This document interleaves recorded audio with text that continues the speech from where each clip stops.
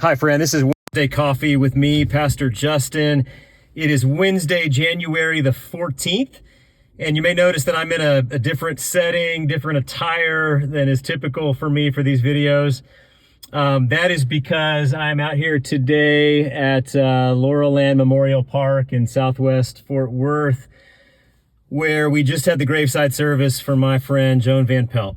And Joan, 95 years, beautiful life she lived, over 30 years as a faithful servant of FCC Granbury, and I'm so grateful for that. I miss her, and I know that many watching this miss her as well. I thought I would record out here today because these are special places to me. It may sound strange or morbid to some, but I love cemeteries. This is a pretty big one, actually. I really love little country cemeteries out in the middle of nowhere. And I was thinking on the way up here today about why that is. And I think it has something to do with the fact that these places give me a sense of perspective. You know, they just kind of help me zoom out and breathe, right? They remind me that a lot of people have come before me in the faith. A lot of people are going to come after, and that maybe some of my problems and some of my anxieties aren't as big as I think they are, which is not to minimize. I mean, we have real problems in this world, and I know there are a lot of people hurting and suffering, and I grieve that. And I also think it's important to take a step back and look at the big picture and just remind each other that we just have this moment.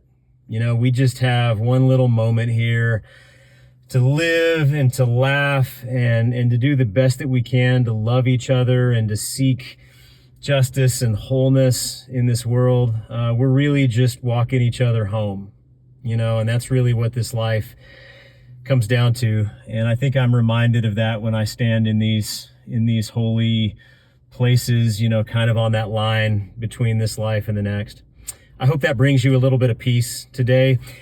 And I want to share something kind of cool before I close. So we were doing Joan's service right over there. You may not be able to see the tent where we were anymore, but it was just a couple of 100 yards that way. And when I got here today, something about where we were just jogged something in my memory, and I realized that this is where my grandparents are buried. And I haven't been to their grave site since they were buried 34 years ago. And I got here a little bit early and I found it. And so I wonder if you would walk with me over to my grandparents' grave. It's a little windy. That's the reason I was doing this in the car, but walk with me, and I apologize for the noise in the microphone as we walk.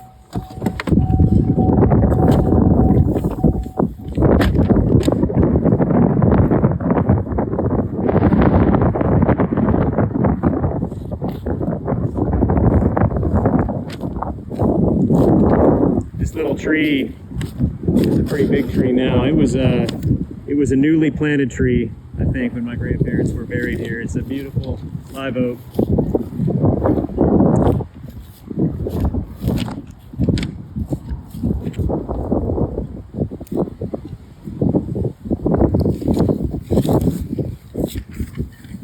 I don't know how well I'm getting this here, but you can see their name.